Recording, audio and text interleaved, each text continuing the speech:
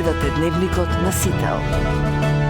Во студиото со вас Маријан Николовски. Централен дневник во 19. Вечерва гледаме. Ѓоко Ристов седна на обвинителна клупа, ќе одговара за 2 кривични дела. Апелацијскиот судија негира вина. Жена изгоре во пожар во куќа во Пинтија. Евроинтеграциите, главна тема на собраниските пратенички прашања. Предлог законот за забрана за пушење при крај, следната недела на владина седница. Америка повторно нападна цели во Иран.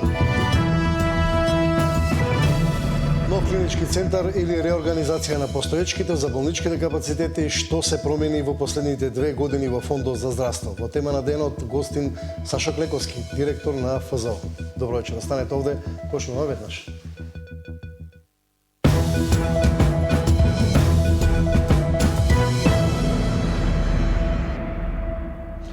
Апелацијскиот судија Ѓоко Ристов седна на обвинителна клупа. Денеска почна судското рочиште за 2 кривични дела. Судијата негира вина. Зоран Јаневски со деталите. Апелацијскиот судија Ѓоко Ристов, кај кој беа пронајдени задзидани 350.000 евра, негираше дека незаконски ги стекнал парите. На стартот на денешното судење рече дека тој како судија не можел да се гони за противправно стекнување имоти, перење пари, бидејќи не располагал со пари од државната каса. Ќе докажал дека парите кои се пронајдени во ѕид на домот на неговите родители се легално заработени. Ова утре може на секој обвинител и судија да му поднесат доколку се најдат средства кај некој што живее со родител на еден спрат, а службеното лице на втор спрат и се пронедат парични средства кај неговите родители. Излегува дека парите се на службеното лице или и да не живеат заедно. Ова кривично дело е страшна злоупотреба од страна на обвинителството и треба да се размисли што може утре на секој да му се случи. Обвинителството уверува дека ќе докаже вина кај судијата Ристов за 2 кривични дела. Катот од куќата на неговите родители во Неготино, каде се пронајдени парите, го користел судијата. Сумата од 350.000 евра била пронајдена задзидана во кујната, а парите распоредени во 13 пакувања. Најголем дел во апоени од 500 евра, кои според обвинителството тешко било да се пронедат во банка или минувачница. Во суштина, за непријавување на имотот, и тоа оние 350.000 евра, кои се пронајдени, за кои со сигурност можеме да покажеме дека не може да бидат имот кој легално го поседувал. И тоа кривично дело ги во суштина подразбира тие елементи, како и за кривичното дело перење пари, кое подразбира криење, држење на пари за кои сторителот свесно знае дека се незаконити и дека потекнуваат од казнево дело. Адвокатите на Ристов тврдат дека имаат докази кои на судот ќе му покажат како се стекнати парите, но и чие ракописот на ливчињата на кои била напишана сумата на секој од 13 снопови пари. Најавуваат ДНК и финансиско вештачење, а со графолошко ќе се докажува дека ракописот не е на судијата Ристов. Нашата теорија на случај дека обвинителството нема случај. Дека кај него зидовите зборуваат, доказите молчат и дека секојаш сензацијата е пред презумпцијата. Во конкретниот случај ќе чуете во текот на постапката од кого се вземени предметите, за кој упорно се тврди дека се на судијата по принцип, ако е нешто најдено кај твоите родители, мора да е твое, нешто што е далеко од вистината. Во случајот е обвинет и адвокатот Фехми Стафа, кој се спогоди со обвинителството и доби затворска казна од 15 месеци.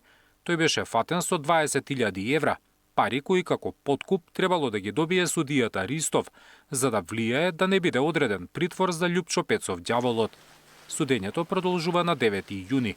Зоран Јаневски, Сител телевизија. 85 годишна жена загина во пожар што ноќеска избунал во куќа во скопската населба Пинтија. Според информациите од Министерство за внатрешни работи, пожарот бил пријавен околу 1 час 48 минути по полноќ во куќа собственост на 45 годишната СК, каде живеела и нејзината мајка МВ на возраст од 85 години. Жената се здобила со тешки повреди од пожарот и починала на местото на настанот, а смрт констатирал лекар од итната медицинска помош. Пожарот бил изгаснат од екипа на бригадата за противпожарна заштита на град Скопје. Надлежните служби во текот на денот вршеа увид за утврдување на причината за избунувањето на пожарот.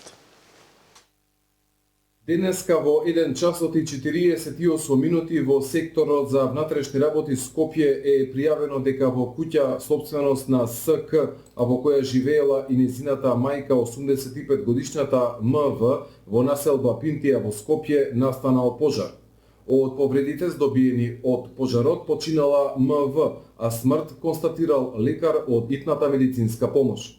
Пожарот е изгаснат од страна на бригадата за противпожарна заштита Скопје, а во текот на денот ќе биде извршен увид. Општина Центар почна да ја полни дупката на градилиштето кај Теодоси Гологанов. Ова е правичната мерка за понатамошните чекори. Општината ќе носи одлуки. Почна затрупувањето на огромната јама кај булеварот Теодоси Гологанов, каде по драматичното свлечиште се отвори сериозен безбедносен ризик за околните објекти и граѓаните. Од пладне, багери, камиони и градежни екипи работат на терен во обид да го стабилизираат земјиштето и да спречат ново лизгање на тлото. Надлежните уверуваат дека состојбата е под контрола, но просторот и понатаму будно се следи. Нови денеска излегоа градоначалникот Герасимовски, представници на инспекцијските служби и експерти од градежниот факултет кои ги координираат итните мерки за санација.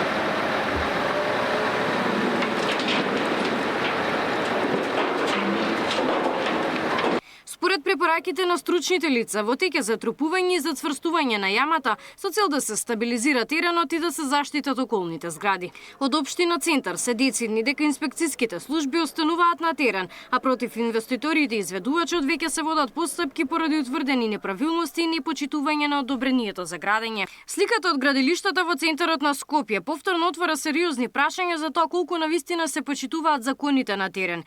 И покрај најавите за построги казни и засилени контроли, работници и понатаму се изложени на ризични услови и работат и за празници. Треба секоја институција во рамките на своите надлежности максимално да постапува. Да, капацитети навистина нема доволно, меѓутоа не треба да биде оправдуван секогаш капацитети. Треба максимално да се работи и да се казнуваат оние кои навистина прават прекршоци во тој поглед, бар во однос на безбедност и здравјето на луѓето, тука нема простување за никого. Од надлежните се најавува за јакнување на инспекцијскиот надзор и пострага казнена политика, но останува дилемата дали тоа ќе биде доволно за да се спречат повторување на вакви ситуации. Габриела Лескова, Сител телевизија. Евроинтеграциите, главна тема на собраниските пратенички прашања. Левица поднесува интерпелација за Тошковски.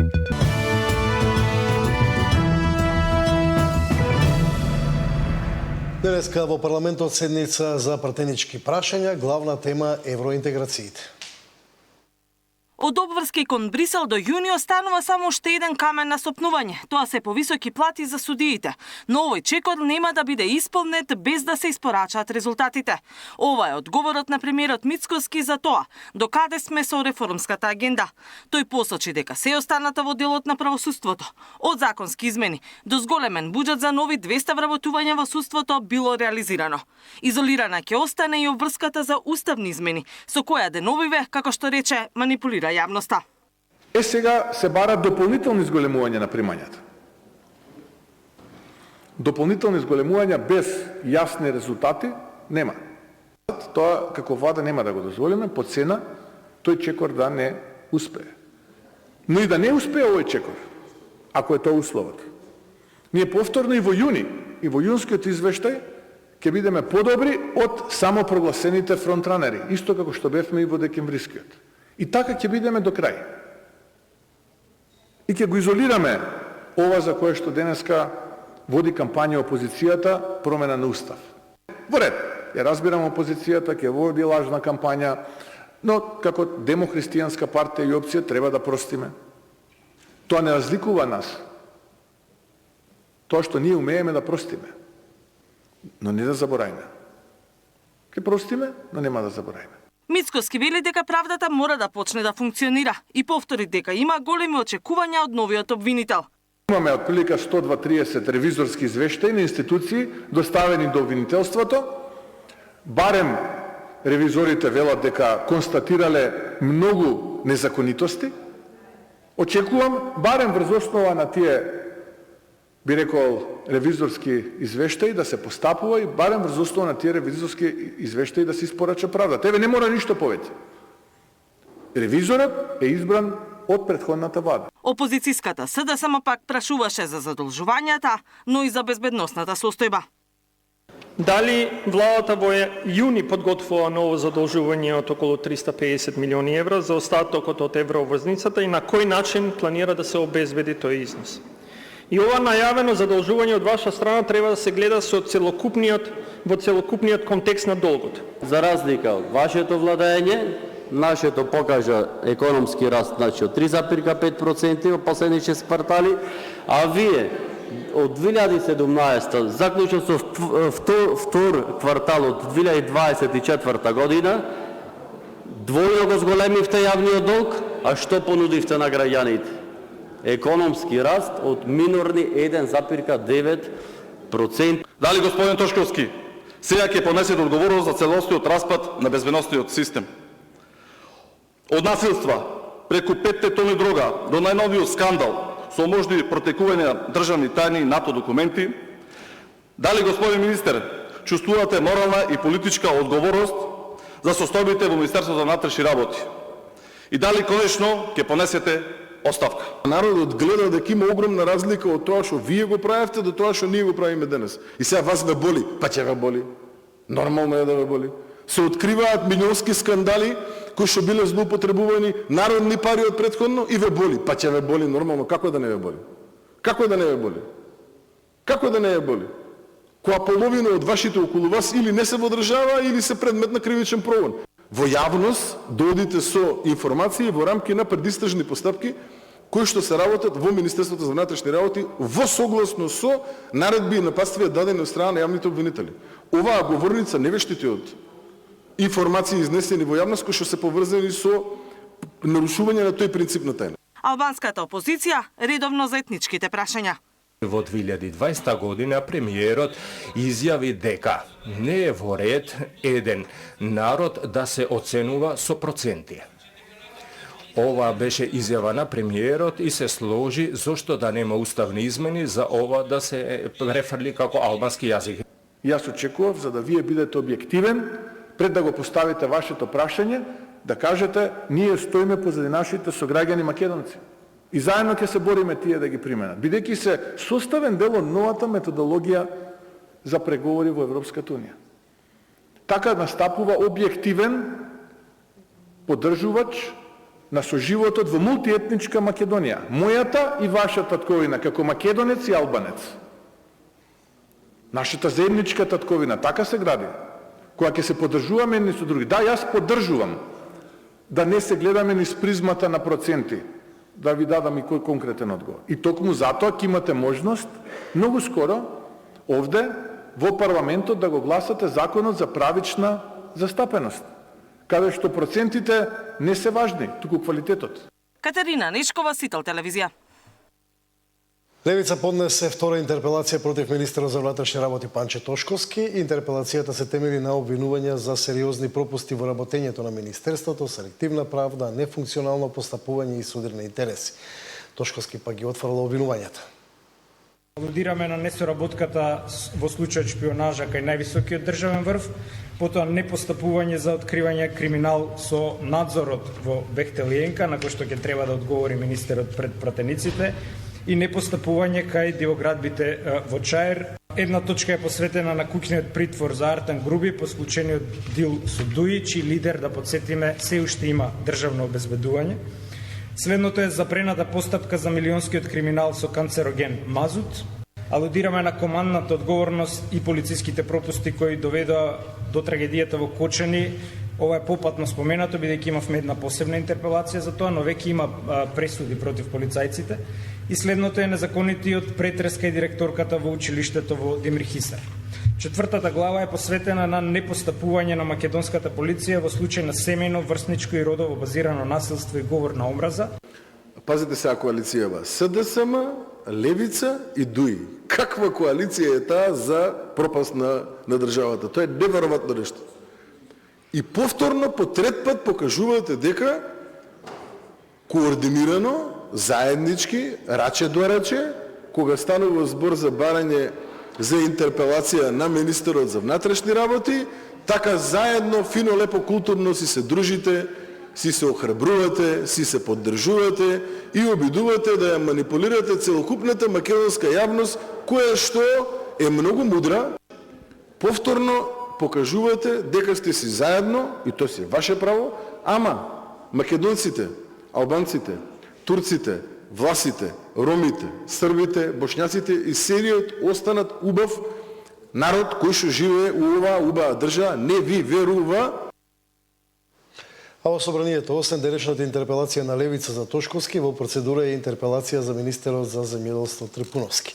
Собранискиот спикер Гаши попладнево најави дека за неа ќе се расправа на 10 јуни. Гаши вели дека не го прекршил деловникот кога назначи председавач на Комисијата за финансирање и буџет за нов заем, што пак беше причина СДСМ да најави интерпелација токму за него. Што се однесува до интерпелациите, тие ќе бидат ставени на дневен ред на седници како што е пропишано со деловник. Веќе за првата интерпелација, прва наредна седница ќе биде најверојатно 10 јуни и токму на таа седница ќе биде разгледана интерпелацијата за министерот за земјоделство. Другите две интерпелации, првата за министерот Тошковски денеска е доставена и ќе биде доставена до сите пратеници, таа истата ќе подлежи на тие рокови на деловникот. За третата интерпелација уште не е доставена, ако се достави, исто така ќе постапиме како што е редот и за другите интерпелации, како што знаете, веќе и имавме една, јас за лично имаше покрената интерпелација за мене. Нормално ќе одговорам на сите прашања кои се отворени на таа интерпелација. Предлог законот за забрана за пушење при крај. Следната недела на владина седница. Америка повторно нападна цели во Иран.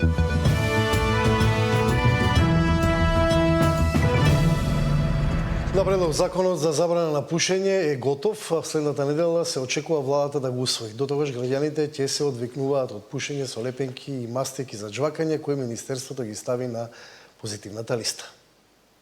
Рече се секој втор возрасен во земјава пуши цигари. Процентот на млади од 13 до 15 години кои користат тутунски производи е 14, од кои 9% електронски. На светскиот ден без тутун, од СЗО вела дека бројките се загрижувачки, посебно кај адолесцентите. Тутунската индустрија користи тактики и ги прави цигарите модерни и привлечни, со разни вкусови, за да ги навлече младите да станат зависници.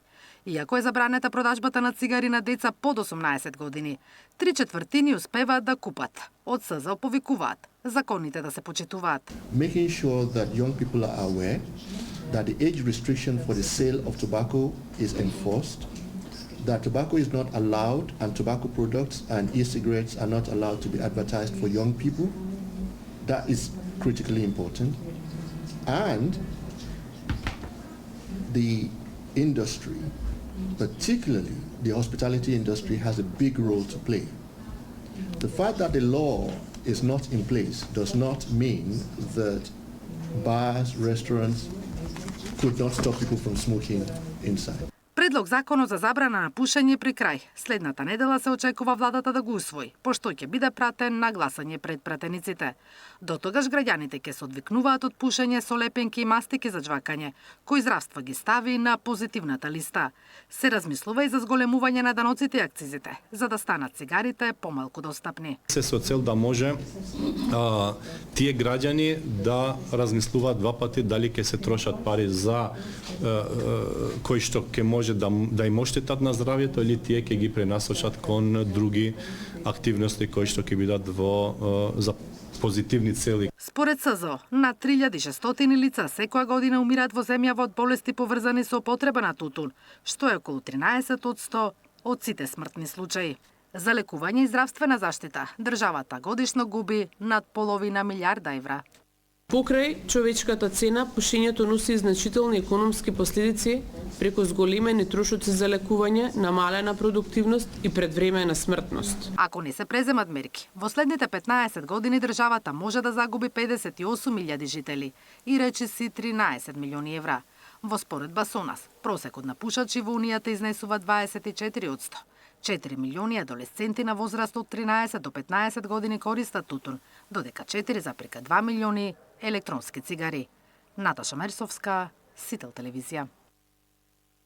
Идејата за нов клинички центар се уште постои, но последните размислувања дали е потребно да се гради или пак да се реорганизира постојниот клинички центар. Инаку анализата на Фондот за здравство покажува пораст на болничкото лекување во земјава. Дали нов клинички ќе ги реши листите за операции и ќе го намали времето на чекање за преглед кај специјалист? Со добра организација на општите и клиничките болници, од Фондот за здравство сметаат дека можеби нема да има потреба за нов медицински комплекс во Скопје, кој се најавува веќе 15 години. Овој став од ФЗО го темелат на податоците од анализата за болничко лекување во последните 3 години, кои покажуваат пораст на бројот на сложени интервенции во 9 од 12 болници во внатрешноста, како и во КБ Штип, Битола и во ГОП 8 септември, која според обемот и квалитетот на услуги била на ниво на клинички центар. Ние издвојуваме за здравство 5,3% од БДП и 13% од буџетот. Без голема промена во фискалната политика, нови средства нема да се случат за здравство. Тогаш ние мораме да се фокусираме како ово што го имаме, а има болници, има кадар, има стручни луѓе, да најдобро ги скомбинираме за да добиеме максимални ефекти. Инаку анализата на ФЗО покажува пораст на болничкото лекување во земјава. За 2 години има 10.000 хоспитализации повеќе. Лани имало 194 лежечки пациенти, за кои се потрошени 32 милиарди денари. Најмногу раст на болнички случаи имаме во две подрачја, тоа се очните болести и болестите на мускулно-скелетниот систем, над 20%, и тоа се должи на обидот да ги намалиме листите на чекање во очни болести за катаракта, а во другата категорија планираните операции за колкови и слично. Од друга страна, според податоците од фондот, пат на хоспитализации за 3% има за кардиоваскуларни болести и за болничко лекување поврзано со породување, поради пат на наталитетот. Александар Динев, Сител телевизија.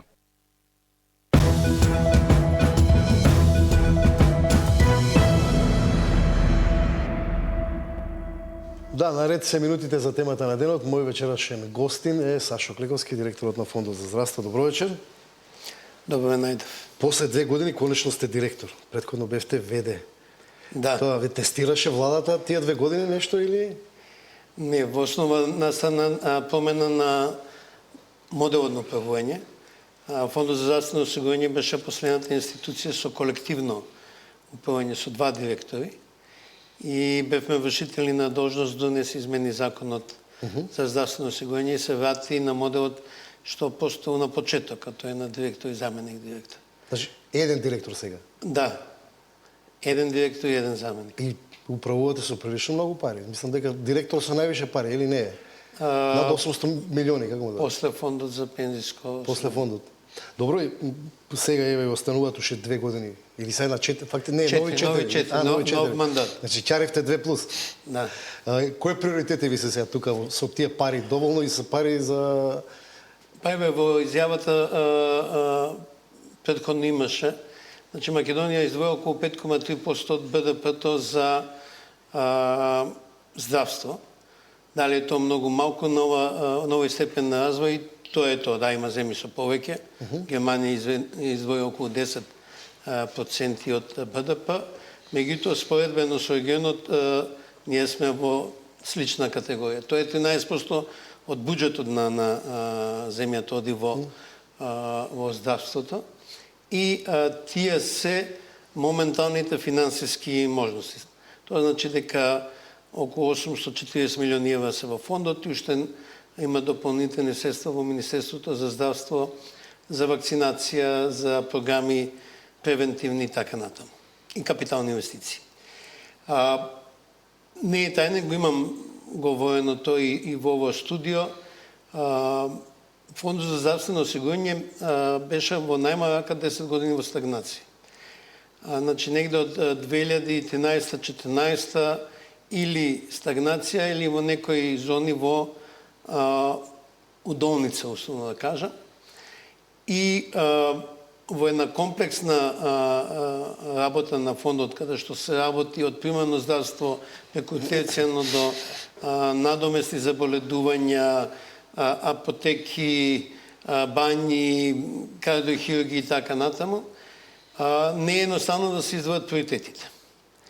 Меѓутоа тргнавме со тоа што најмногу ги боли граѓаните и по нивните перцепции и по анализите, а тоа е пристапноста на лекови.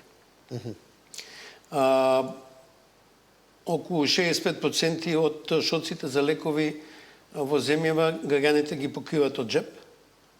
И затоа во основа дадовме максимален фокус на ова прашање. Што значи тоа?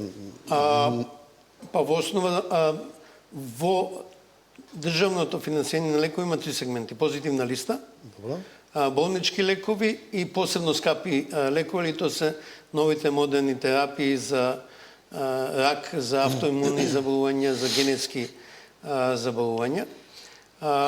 Ние позитивната листа не беше сменета 10 години. Сега веќе имаме 13 лека нови. Сега не е нешто за јакната, да речем. Има лекови кои што пациентите уште мислат дека треба да ги има, а ги нема. Ама ако 10 години стоело, не можеме преку ног. Ние обезбедуваме зголемување на буџетот на позитивната листа за околу 5 милиони евра годишно. Значи тој сега почнавме со 50 милиона пред 2 години, сега стигна 60 милиони евра, додавајќи нови лекови за крвен притисок и за болести на крвта, и за ЦНС, и преместување на 2 онколошки лека од Б листа на А листа. Многу вложивме во условните буџети. Тоа се значи буџетите за онкологија, хематологија, за автоимуните болести, на ревматологија, на гастро, на кожно, за цистична фиброза на педиатрија, за мултипла склероза на неврологија. И можам да кажам дека за 2 години имаме зголемување на финансирањето на лекови за околу 80-90% во однос на состојбата од пред 3 години. Повторно имаме уште многу да надоместуваме, бидејќи во овој сегмент заостануваме дури и за регионот. Не е споредба дека Албанија и Косово се позади нас, во овој сегмент заостануваме и позади Босна и Србија, како еве споредбени земји. Надвор од лековите, болничкото лекување, примарната здравствена заштита, боледувањата, значи оние сегменти што се значени делови од финансирањето на фондот. Например, боледувањата постигнаа минатата година 100 милиони евра. Тоа се надомести што државата ги испаќа за боледувањата над 30 дена, кои се класични боледувања или породилното отсуство. Значи, овие средства доволни се тие пари за здравствен систем што велиме ние? Видите, за овој степен на развој на земја, со 500 евра до 600 евра, колку што е посечното осигурување по човек, по осигуреник што се издвојуваат, овие се можностите. Да, секоја се потребни повеќе пари. Зборуваме од аспект на тоа каква квалитетна услуга добиваат пациентите или колку пари, толку музика. Секоја се потребни повеќе пари, меѓутоа во овој момент ние можеме да видиме со овие пари што можеме да направиме. Значи, се зголемија буџетите, се зголемија капитациите, се зголемија платите во јавно здравство, се зголемија лековите. Сега можеме да видиме низ подобрена работа, зголемена продуктивност, реорганизација, што можеме повеќе да направиме. Вие правите некои, се и денеска имаше некоја презентација на анализа и претходна една друга анализа. И што ги покажуваат тие анализи? Што е тоа продуктивност во здравството, например, не разбирам. Во основа... Како мерите продуктивност? Продуктивност е дали се исполнуваат обврските што се преземени. Види, фондот купува услуги. Значи, фондот дали од јавно здравство, дали од приватно здравство. Ние имаме договори со приватно здравство во сегментот на кардиохирургија, офталмологија, диализа и бањско лекување. Ние купуваме услуги. Прашањето е дали договорната страна, здравствената установа ќе ги испорача услугите. Ние имаме во моментот ниска покриеност на буџетите со услуги, 63%. Значи, болниците, условно да кажам, имат поголеми буџети од нивото на услуги. Да, има структурни проблеми, не се направени некои корекции во системот, меѓутоа, во основа, тоа е нивото кога го следиме. Второто ниво е индексот што го објавивме денеска, ЦМИ, е колку сложени зафати се работат во една установа. Зошто тоа е важно? Затоа што секоја работа треба да биде направена на своето ниво. Добро. Зато имаме општи болници, здравствени домови, општи болници, клинички болници и клинички центри. Добро, например, тие анализи како ги правите вие? Експертски, надворешно, фондот ги прави или како? Малку е познато и во јавното здравство, секоја една услуга се фактурира на кон фондот. Вие правите анализа? Значи, ако клиниката за очни болести направи 3700 катаракти операции, фактурира 3700 кон фондот и така ние знаеме дека се направени толку и толку интервенции. Ние сме имале 190 во 25-та сме имале 194.000 болнички лекувања. Значи скоро секој еден од 10 граѓани лежа во болница околу 5 дена. И приватно и државно? Не, збориме за тоа што го финансира фондот. Фондот финансира јавно здравство и неколку... Да, ама таа бројка е и од тие... Да, сите, и кардиохирургија, и офталмологија, сите заедно. Од тие случаи не се сите со иста сложеност. Добро. Таму спаѓа и поедноставна интервенција, која може би дневна амбуланта или со 2 дена болнички денови, меѓутоа спаѓа и преседување на коскена срцевина, на матични клетки. Во зависност од сложеноста на интервенцијата се пресметува индекс. За земјата тоа е 1,63, да кажеме. Што треба да значи? Колку што е повисоко нивото, тој индекс треба да е повисок. Значи дека болницата се занимава со соодветно ниво на сложеност. Таа сложеност и во објаснувањето да спуштиме на пониско. Што треба да ви покажат тие анализи, што треба да правите? Например, да речеме тоа конкретно... треба да покаже дека во општа болница во Кавадарци се прави операција на кила, а не на клиниката за дигестивна хирургија, пошто клиниката за дигестивна хирургија треба да прави операција на рак на панкреас. Ама кога ќе прави операција на кила, тогаш се создава тесно грло во Скопје. Значи ние имаме случаи кај што се концентрира во Скопје, тоа сега... Делумно да, и затоа овие индекси ни покажуваат колку сложени зафати прават различните болници. Целта е да ги ангажирате и другите болници по внатрешност? Апсолутно.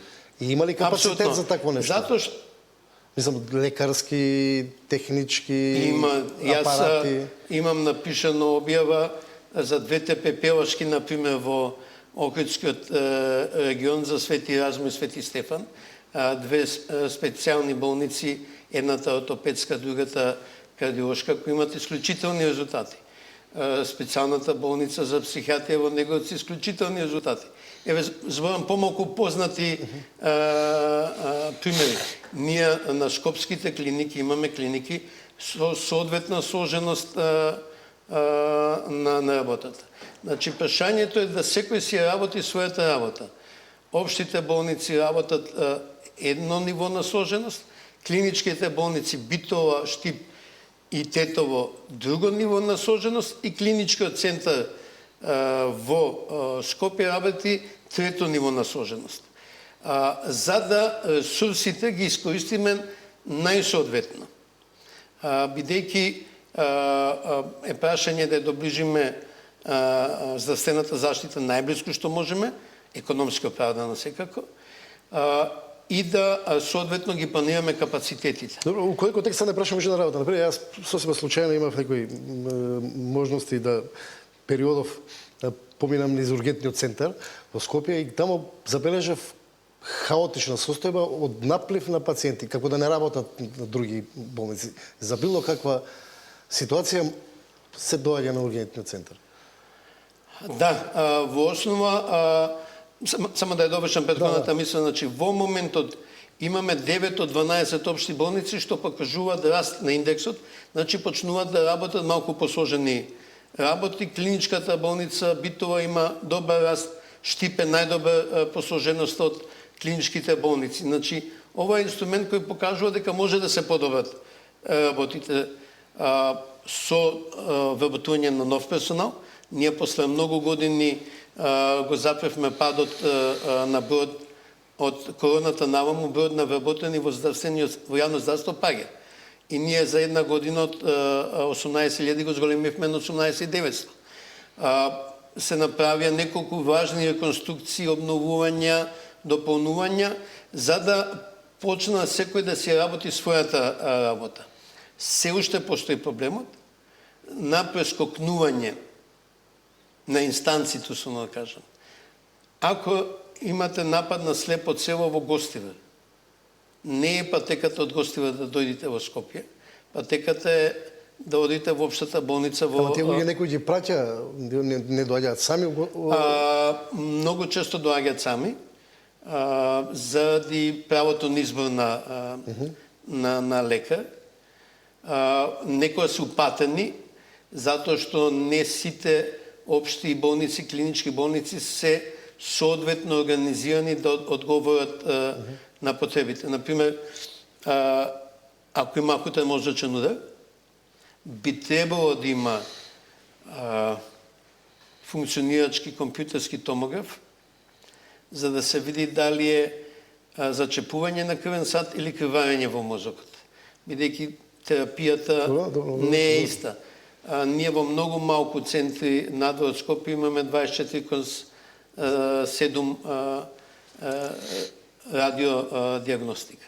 Значи, сите овие работи, кога има волја, кога сака да се работи, може да се погледнат и да се реорганизираат.